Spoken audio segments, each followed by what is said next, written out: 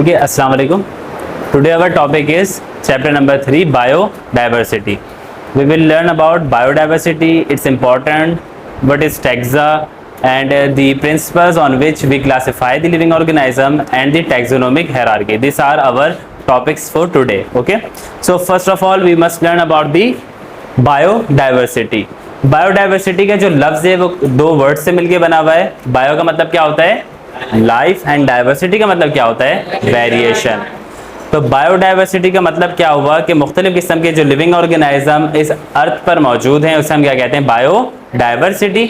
इसकी डेफिनेशन क्या है? डिग्री ऑफ वेरिएशन, यानी लिविंग ऑर्गेनाइज्म के दरमियान विद इन स्पीशीज, यानी किसी एक ही स्पीशीज के दरमियान जो वेरिएशन पाई जा रही है, जो डिग्री ऑफ वेरिएशन पाई जा रही है, या फिर अलग अलग किस्म के लिविंग ऑर्गेनाइज्म किसी दो अलग स्पीशीज के दरमियान जो वेरिएशन पाई जाती है उसे हम क्या कहते हैं? बायोडाइवर्सिटी. क्या कहते हैं? बायोडाइवर्सिटी. फॉर एग्जांपल, एक प्लांट लिविंग ऑर्गेनाइज्म है, ह्यूमंस भी क्या है? Living organism. लेकिन बहुत ज़्यादा फर्क है, बहुत ज़्यादा फर्क है. ठीक है, इसी तो ये हमारे में दो अलग अलग किस्म के स्पीशीज़ के दरमियान जो है वेरिएशन है. ठीक है, इसी तरह से अगर हम इस क्लास में सारे स्टूडेंट्स को देखें तो हम में भी डिग्री ऑफ वेरिएशन है. बहुत ज़्यादा नहीं है, लेकिन हम किसी से एक दूसरे से मिलते जुलते नहीं है. हम सब एक दूसरे से डिफरेंस है. हमें स्किन कलर, हमारी हेयर की जो डिस्ट्रीब्यूशन है हेड पे, इसके अलावा हमारी इंटेलिजेंस, हमारा स्किन कलर, आई कलर, ये सारी चीज़ें चेंज होती हैं. तो इसी को हम क्या कहते हैं? Biodiversity with in species. और इसी तरह से अगर मैं किसी दो अलग अलग स्पीशीज़ के दरमियान उनके कैरेक्टरिस्टिक को मैं अगर कंपेयर करूंगा तो वो क्या कहलाता है? हमारा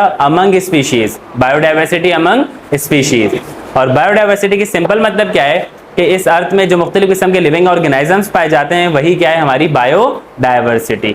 1.5 मिलियन लिविंग ऑर्गेनाइज्म, यानी 15 लाख लिविंग ऑर्गेनाइज्म हमें अभी तक रिकॉर्डेड हैं और मजीद डिस्कवरी लिविंग ऑर्गेनाइज्म की होती रहती है. ठीक है, उसमें माइक्रो ऑर्गेनाइज्म, प्लांट्स, एनिमल्स, ये सारे आ रहे होते हैं. ठीक है, तो हमारी ये है बायोडाइवर्सिटी. बायोडाइवर्सिटी क्या होती है बेटा? Degree of variation with in, यानी किसी एक स्पीशीज के दरमियान जो डिग्री ऑफ वेरिएशन है, जो चेंज है, जो डिफरेंस है, या फिर अलग अलग स्पीशीज के दरमियान जो डिफरेंस है, जो चेंज है, इसी को हम क्या कहते हैं? बायोडाइवर्सिटी. क्या कहते हैं? बायोडाइवर्सिटी.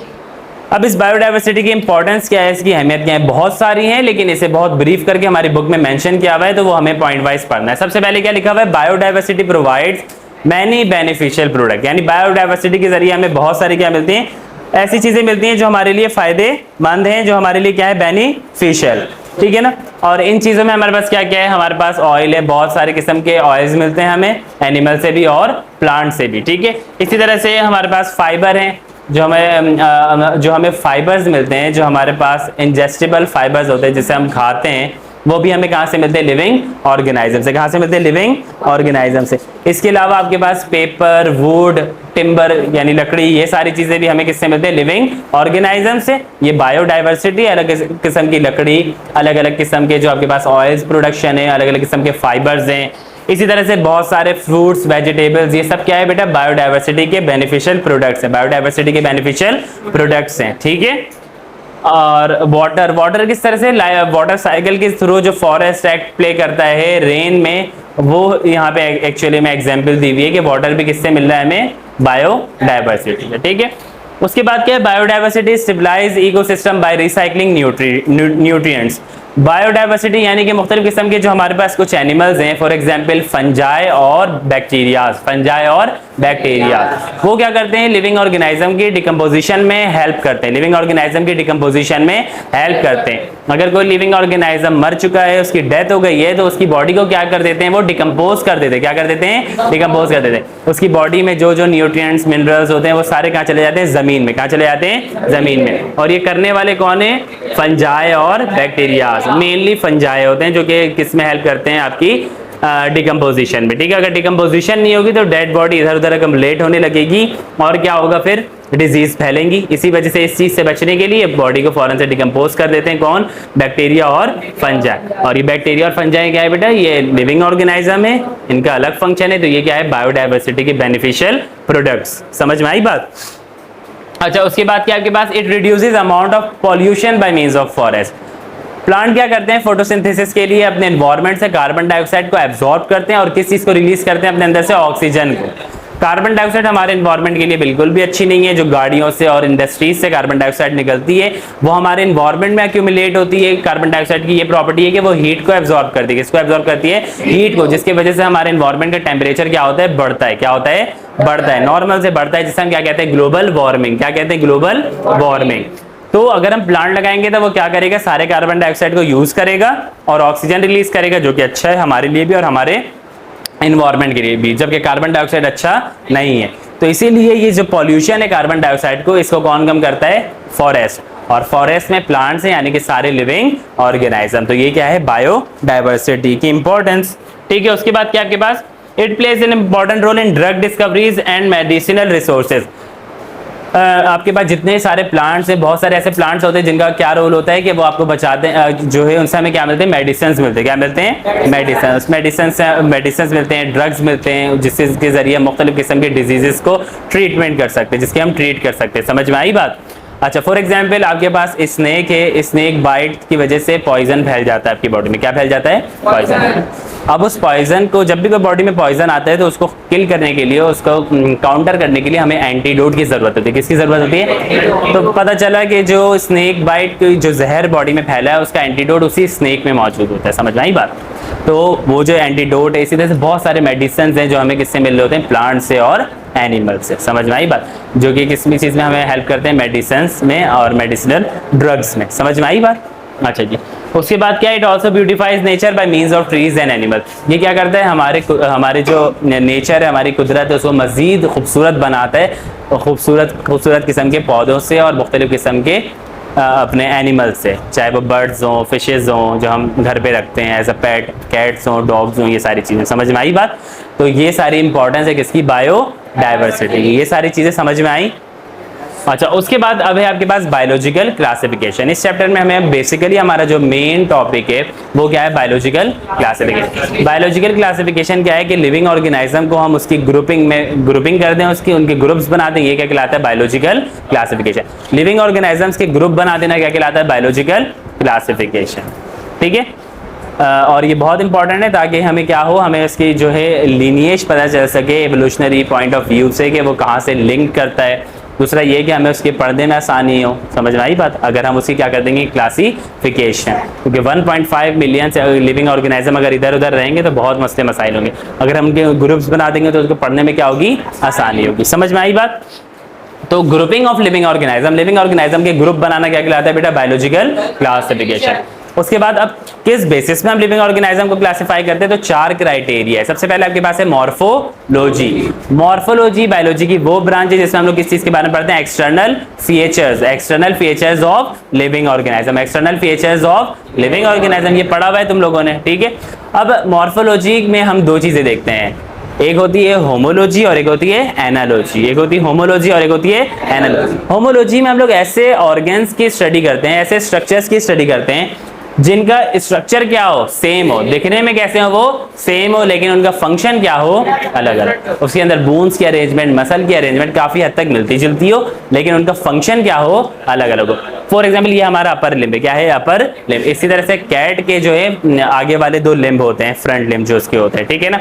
ये जो लिम्ब्स हैं हमारे और उनके दोनों के क्या है? काफी हद तक मिलते जुलते हैं। क्या है? काफी हद तक मिलते जुलते हैं, लेकिन दोनों का फंक्शन क्या है? काफी हद तक अलग अलग है। इसी तरह से हमारे ये अपर लिम्ब ले लो और वेल्स के फिन्स ले लो, वेल फिश के फिन्स ले लो। हमारा स्ट्रक्चर, बोन्स की अरेंजमेंट, मसल्स की अरेंजमेंट काफी हद तक क्या है? मिलती जुलती है, काफी हद तक मिलती जुलती है, लेकिन दोनों का फंक्शन क्या है? टोटली डिफरेंट है। वो किस चीज में हेल्प करते हैं? स्विमिंग में। किस में हेल्प करते हैं? वो स्विम करती है वो पानी में जो है, ठीक है। जबकि हम तो नहीं करते हैं, हम इससे गैस्पिंग करते हैं, किसी चीज को पकड़ते हैं या फिर फाइटिंग में या फिर किसी चीज को इधर से उधर करने में, इन सब चीजों में अपने अपर लिम्ब को यूज करते हैं। समझ में आई बात? तो होमोलॉजी में क्या करते हैं? ऐसे ऑर्गन्स के बारे में स्टडी करते हैं जिनका स्ट्रक्चर क्या हो? सेम हो, जिनका स्ट्रक्चर क्या हो? सेम हो, लेकिन फंक्शन क्या हो? अलग अलग। एनालॉजी क्या होती है? एनालोगस हम ऐसे ऑर्गन्स की स्टडी करते हैं जिनका स्ट्रक्चर क्या हो लेकिन फंक्शन क्या हो? सेम हो। स्ट्रक्चर डिफरेंट लेकिन function same. For example bat के आप उसके विंग्स देख लो, बैट के विंग्स, एक बर्ड यानी क्रो के विंग्स देख लो और इसी तरह से बटरफ्लाई के विंग्स देख लो। तीनों का काम क्या है? उड़ना। फंक्शन क्या है तीनों का? सेम। बैट भी उड़ती है, बर्ड क्रो भी उड़ता है और बटरफ्लाई भी उड़ती है, लेकिन तीनों का स्ट्रक्चर टोटली क्या है? डिफरेंट है, टोटली डिफरेंट है। समझ में आई बात? तो स्ट्रक्चर डिफरेंट है लेकिन फंक्शन सेम है, तो ये क्या कहलाएगी? एनालोगस। क्या कहलाएगी? एनालोगस। तो इस क्राइटेरिया होमोलॉजी को हम देखते हैं और इस बेसिस पे हम लिविंग ऑर्गेनिज्म की क्या करते हैं? क्लासिफिकेशन। क्लासिफिकेशन में हम इस तरह से मॉर्फोलॉजी का इस्तेमाल करते हैं कि स्ट्रक्चर किसके मिलते जुलते हैं, भले से फंक्शन अलग है तो फिर जिनके स्ट्रक्चर सेम मिलते जुलते हैं उनको एक ग्रुप में हम रखते हैं। समझ में आई बात? उसके बाद क्या आपके पास? साइटोलॉजी।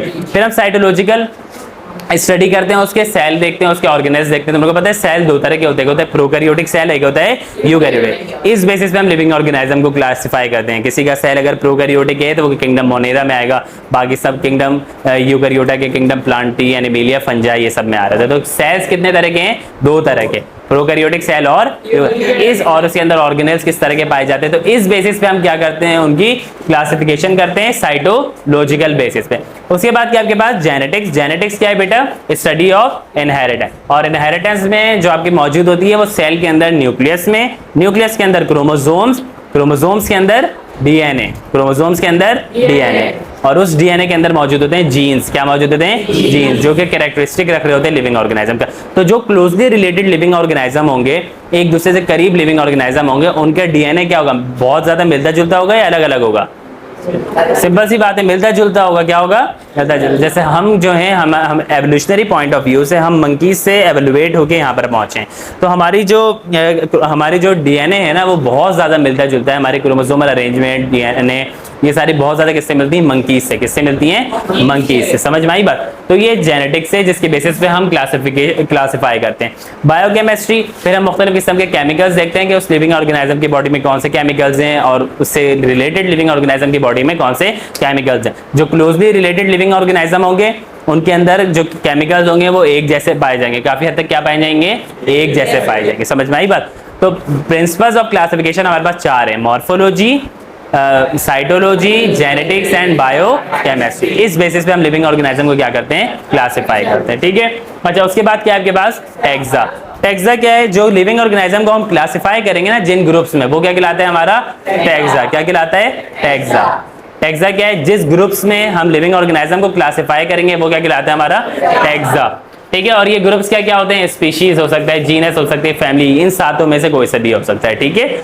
अच्छा, अगर इसी टैक्सास को मैं अरेंज कर दूंगा असेंडिंग ऑर्डर में, किसमें? असेंडिंग। असेंडिंग ऑर्डर का मतलब ये होगा कि जो सबसे छोटा ग्रुप है वो पहले, उससे बड़ा ग्रुप उसके बाद, उससे बड़ा ग्रुप उसके बाद। तो अगर मैं टैक्सा को अरेंज कर दूंगा असेंडिंग ऑर्डर में तो वो क्या कहलाता है? हमारा टैक्सोनॉमिक हायरार्की। Taxonomic hierarchy. क्या कहलाता है? Taxonomic hierarchy. ठीक है। अच्छा जी, ये टैक्सोनॉमिक हायरार्की में क्या क्या बेटा? स्पीशीज। स्पीशीज को एक किस्म के लिविंग ऑर्गेनिज्म होंगे, फिर एक जैसे स्पीशीज मिलेंगे तो वो क्या बनेगा? जो क्लोजली रिलेटेड जीनस होंगे वो क्या बना लेंगे? फिर क्लोजली रिलेटेड फैमिली क्या बना लेंगे? Order. Closely related order class, closely related class phylum, और क्लोजली जितने भी फाइलम्स है वो सारे मिलकर क्या बना लेंगे? किंगडम बना लेंगे। अब वो किंगडम प्लांटी हो सकता है, किंगडम एनिमेलिया हो सकता है, किंगडम फंजाई हो सकता है, कुछ भी हो सकता है। तो ये सारी चीजें क्लियर है? ठीक है, थैंक यू।